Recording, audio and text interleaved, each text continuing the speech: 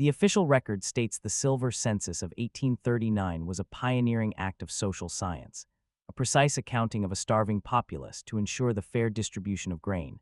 The truth is written on the plates themselves, in the hollow eyes of the subjects, and in the single chilling fact that every person whose image was captured withered away within a year. They weren't counting the people, they were consuming them. Before we expose this secret to the light, understand where you are. This is not a museum. It is a darkroom where the hidden negatives of history are developed. If you fear what you might see in the shadows, turn back. But if you are ready to witness the true process by which power sustains itself, then subscribe. Show us you are not afraid of what develops in the dark. This was not bureaucracy. It was a meticulously planned act of alchemical vampirism, disguised as the ultimate act of charity. Our story begins in the failing Duchy of Valdria, a forgotten corner of an old empire.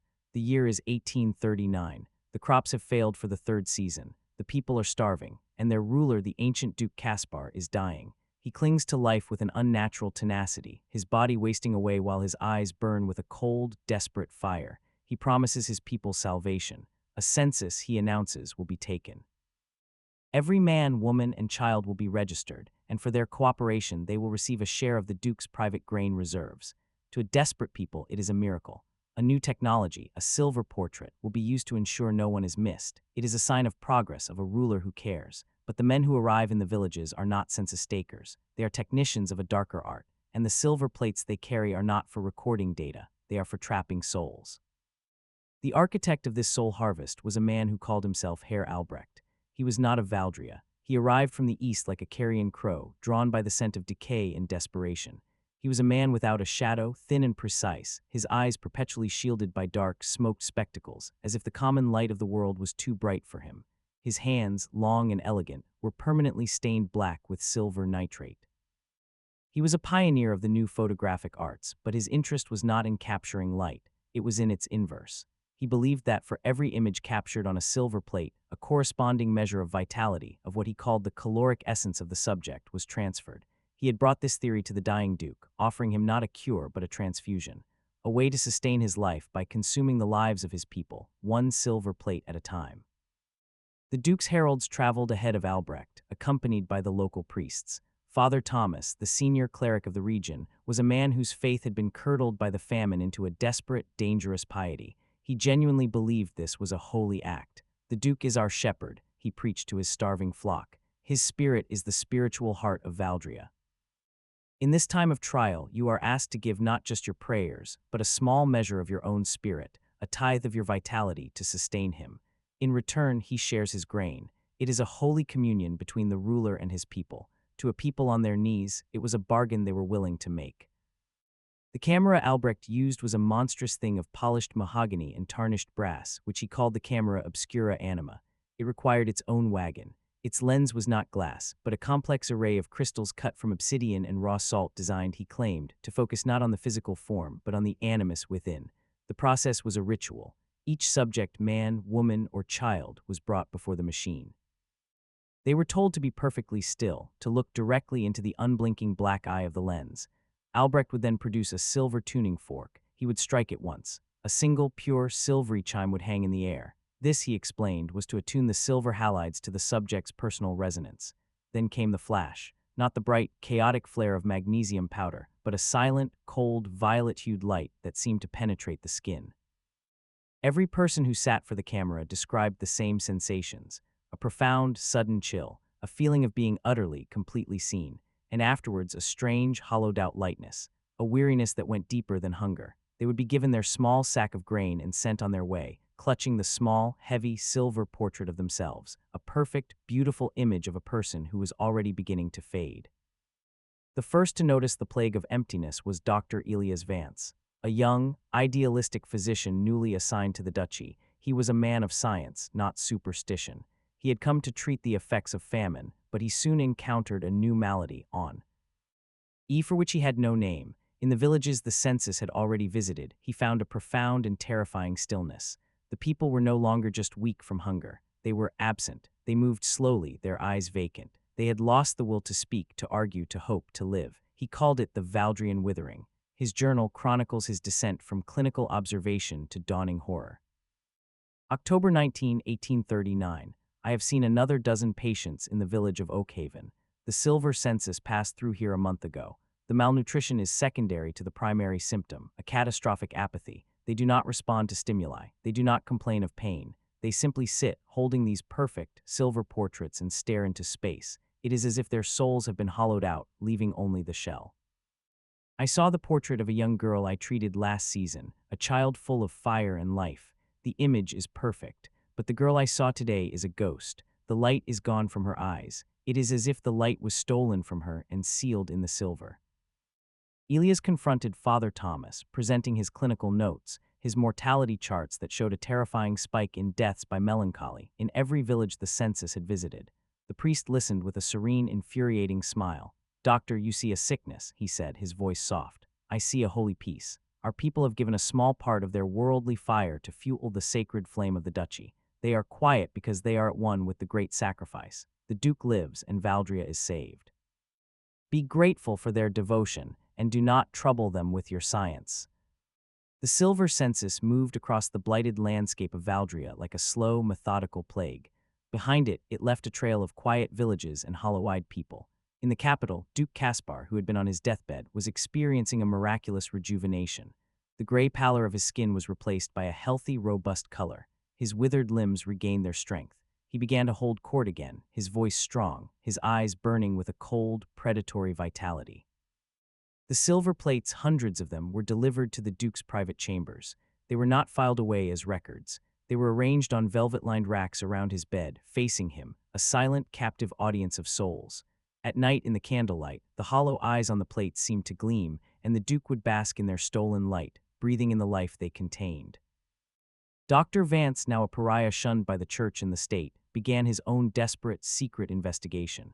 He started collecting the stories of the withered. He found a pattern. The hollowing out was most profound in the young and the vibrant. The old and the sick seemed less affected, as if they had less light to give. He began to think of it not as a sickness, but as a transference of energy, a terrible, one-sided transaction.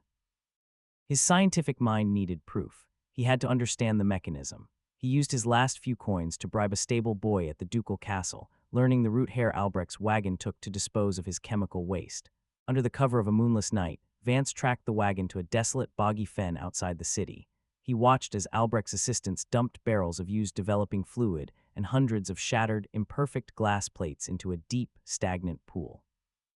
After they left, Vance waded into the foul-smelling water. He recovered several of the broken plates and a jar of the used developing fluid. Back in his small, ill-equipped laboratory, he began his analysis. The fluid was a complex alchemical mixture, containing not just silver nitrate, but trace amounts of lead, mercury, and most disturbingly, a refined opiate derivative. This was not just a developing agent. It was a psychoactive substance, designed to make the mind susceptible to open it. But the plates held the true horror. Under his microscope, he examined the silver emulsion. He expected to see silver halides, the microscopic crystals that capture light. He saw them, but he also saw something else, something impossible, entangled with the silver. Faint, ghostly, bioluminescent filaments. They looked like nerve synapses, captured and frozen in the silver. It was a physical remnant of a life force, a soul print. Albrecht's camera did not just capture a reflection. It physically extracted something from its subject, binding it to the silver. He now understood the chilling, literal truth. The Duke was not just being sustained by his people's morale, he was feeding on them. This is the turning point, the moment of cold, irrefutable scientific proof, when the supernatural horror is revealed to be a repeatable, methodical, and monstrous science. If you understand the gravity of this discovery, if you see the terrible fusion of alchemy and technology, then make your presence known. This is not a story for the faint of heart. Hit the like button to affirm your courage. Subscribe so that you may see how this terrible truth is brought into the light. Vance knew he had to get one of the perfect plates, the ones that were delivered to the Duke. He had to see what a complete soul print looked like. His chance came in the form of a young castle guard named Stefan, whose infant daughter had been one of the first subjects of the census and had faded into a silent, listless doll within a week. Stefan was a man consumed by a quiet, burning grief and a need for answers. He had seen the Duke's miraculous recovery, had seen the endless parade of silver portraits being carried into his chambers, and he had made the same terrible connection as Vance. Stefan agreed to help, His position gave him access to the castle's lower corridors. He knew the schedule of the deliveries. One night, during a transfer, he accidentally tripped a porter, sending a tray of silver plates crashing to the floor. In the ensuing confusion, he slipped one of the portraits, a portrait of a healthy, vibrant young farmer, under his tunic. He delivered the plate to Vance. Under the microscope, the difference was staggering. The plate was not just dotted with filaments, it was covered in a dense, shimmering neural lace, a beautiful and terrifying network of captured life, glowing with a faint internal light. And in the hollow eyes of the farmer on the plate, Vance saw it, a microscopic, swirling vortex, the point of extraction, the place where the soul had been pulled from the body and imprisoned in the silver. He had his proof. Now he had to decide what to do with it. But how do you convince a starving, desperate world that the miracle keeping them fed is also the plague that is devouring them? Dr. Vance knew that a direct accusation would be his death warrant. He could not fight the Duke's power or the Church's narrative. He had to fight the process itself. He had to find a way to break the alchemical chain. His only hope lay in understanding the one element he couldn't analyze, the pure, silvery chime of Albrecht's tuning fork. He theorized it wasn't just a ritual flourish. It was the key, the resonant frequency that unlocked the subject and attuned the silver plate for the transfer. If he could disrupt that frequency, he might be able to disrupt the entire process. He and Stefan devised a desperate twofold plan. Stefan, the grieving guard, would use his position to identify the census's next target, the isolated mountain village of Eisenwald, one of the last places in the duchy yet to be counted. Vance, meanwhile, would work feverishly in his lab, attempting to create a counter-resonance. He began experimenting with sound, using salvaged organ pipes and stretched steel wires to generate and measure frequencies. He needed to create a sound that would not just mask Albrecht's chime, but actively cancel it, creating a sonic dead zone. As the census wagon rumbled its way towards Eisenwald, Vance was ready. He had constructed a crude but powerful device, a large, brass-lined box containing a series of precisely cut steel plates. When struck in a specific sequence, it would produce a discordant, jarring multi-harmonic clang, the antithesis of Albrecht's pure single note. It was ugly, chaotic, and he prayed, powerful enough. Stefan, using his authority as a ducal guard, rode ahead to Eisenwald. He did not come with a warning. The villagers were too deep in the grip of hunger and faith to listen. Instead, he came with a lie of his own. He told the village elder that a new decree had been issued. To honor the Duke's sacrifice, the census portrait must now be accompanied by a hymn of civic harmony. He taught the villagers a simple, strong, and powerfully dissonant folk chant, a tune whose harmonic structure Vance had specifically designed to clash with the frequency of Albrecht's tuning fork. When Herr Albrecht and his assistants arrived, they found the villagers of Eisenwald gathered, not in quiet, fearful reverence, but in song. The village elder explained the new decree. Albrecht, annoyed by this disruption to his precise ritual but unwilling to defy a supposed ducal order, reluctantly agreed. The first subject, a young shepherd, was brought before the monstrous camera. The villagers began their low, rumbling chant. Albrecht, his face tight with irritation, produced his silver tuning fork. He struck it, but as its pure, silvery chime went out, it was met by the dissonant wall of the villagers' song. The two sounds clashed in the air, creating a wavering, ugly vibration. At that exact moment, Dr. Vance, hidden in a hayloft overlooking the square, activated his device. He struck the steel plates. A jarring, discordant clang echoed across the square. For a fraction of a second, the three sounds, the chime, the chant, and the clang collided. The air itself seemed to shudder. The silver plate loaded in Albrecht's camera vibrated violently, and then with a sharp crack, shattered inside the machine. Albrecht stared, his composure finally breaking. He had never seen this happen. He tried again with a new plate and a new subject. Again, the villagers chanted. Again, Vance unleashed his counter-frequency. Again, the plate shattered. After a third failure, Albrecht, his face a mask of cold fury, packed up his equipment. He could not perform his art in this chaotic, uncontrolled environment. He declared the village unreceptive and left in a rage, vowing to report their insubordination to the Duke. The villagers of Eisenwald celebrated. They believed their powerful faith had protected them. They did not know they had been the instruments in an act of sophisticated sonic warfare. They had not been saved by a hymn, but by a carefully engineered act of sabotage. The failure at Eisenwald sent a shockwave through the delicate, parasitic system sustaining Duke Caspar. For the first time in months, a day passed without a fresh infusion of life force. The effect on the Duke was immediate and violent. His miraculous vitality vanished. A ghastly gray pallor returned to his skin, and he was seized by a series of racking convulsions. He was like a drug addict cut off from his supply, his body screaming for the substance it needed to survive. Herr Albrecht, facing the Duke's terrifying rage, was forced to admit that his process had been disrupted. He did not understand the science of the counter-resonance, only that the sonic contamination in the village had made the transfer impossible. The Duke, in a fit of desperate fury, ordered his personal guard to ride to Eisenwald to bring back every man, woman, and child in chains. They were to be brought to the castle and processed in the controlled environment of the dungeons, free from any disruptive hymns. But Dr. Vance and Stefan had anticipated this. They knew they had only bought a little time. The second phase of their plan was already in motion. Stefan, using his access to the castle, did not try to fight the Duke's guards. He went to the source of the Duke's power, the chamber where the silver portraits were kept. He did not try to steal them. He carried Vance's resonant box, the ugly machine of discordant sound, into the heart of the collection. Meanwhile, Dr. Vance initiated the public part of the plan. He had spent the last week printing hundreds of crude leaflets. They did not contain complex scientific explanations. They contained a simple, terrifying message. The Duke's silver is cursed. The portraits are a plague. Shatter the silver and the withering will end. He distributed them throughout the starving, desperate capital city. It was a spark thrown into a powder keg of grief and suspicion. As the Duke's guards rode out for Eisenwald, the first riots began in the city. A mob, led by a woman whose entire family had faded into ghosts, stormed the office of a local magistrate, seizing a handful of census portraits that were on display. In a frenzy of grief and rage, they smashed them on the cobblestones. In the castle, Stefan waited. He could hear the shouts of the mob outside. He saw the Duke, now a withered, bedridden creature, screaming for his guards, who were already gone. Stefan barricaded the door to the chamber and activated Vance's device. He struck the steel plates again and again, filling the room with the discordant, jarring clang. The effect was instantaneous. The hundreds of silver plates, all attuned to the same essential frequency, began to resonate with the chaotic sound. A low hum filled the room, rising in pitch to a piercing shriek. One by one, then in a cascade, the plates began to vibrate, crack, and shatter. And as each plate broke, the soul print trapped within was released.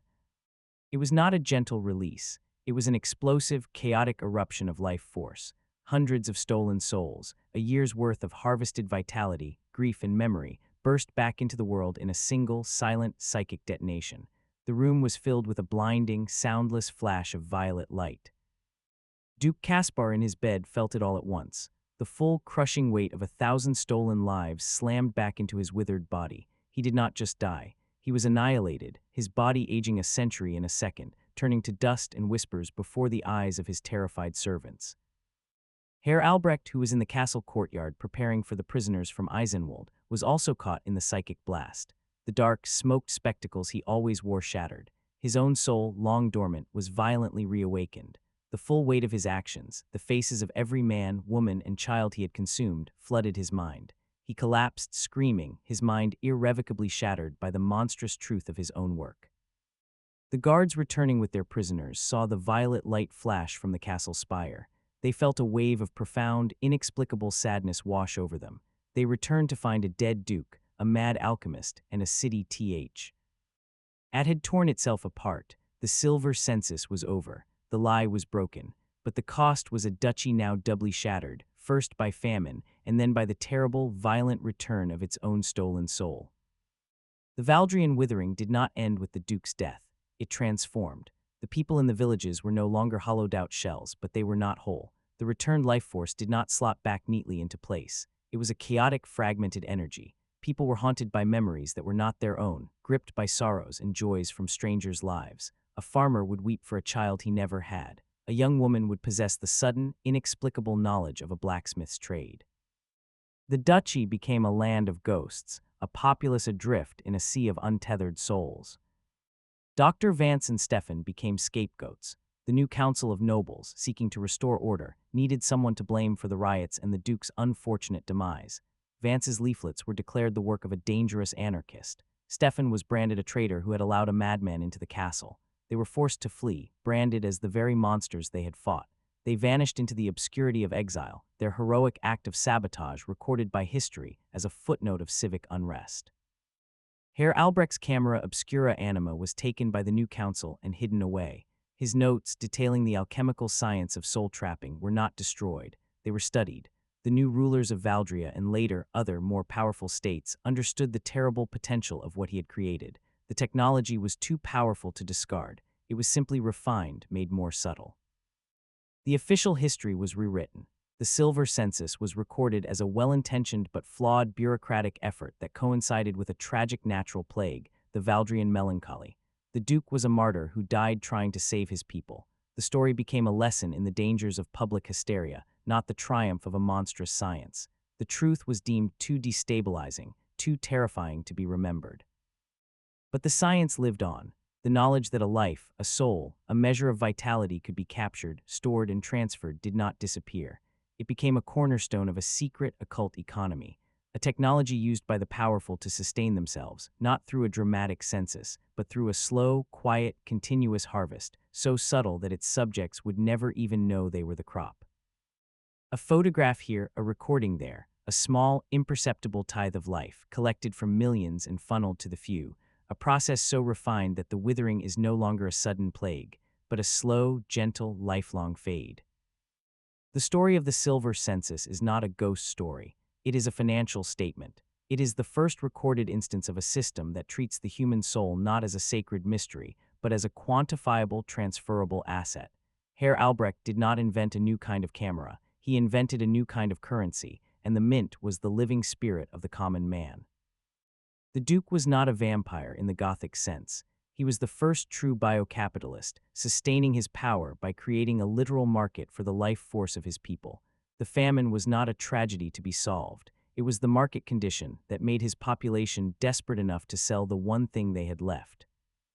Do not think for a second that this science was lost. It was perfected. It was made silent, invisible, and ubiquitous. The technology of soul trapping is no longer a monstrous brass and mahogany machine that requires a violet flash. It is the device in your hand. The flash is no longer a single startling event. It is the soft, constant glow of the screen you stare into for hours a day. The silver plate is no longer a physical object you can hold or shatter. It is a vast, invisible server farm, a digital cloud that stores not just a single portrait, but a constant, streaming record of your life, your face, your voice, your desires. The process is no longer a census. It is your willing, daily participation in a system that harvests your attention, your emotion, and your vitality, a small, imperceptible tithe, taken every second of every day.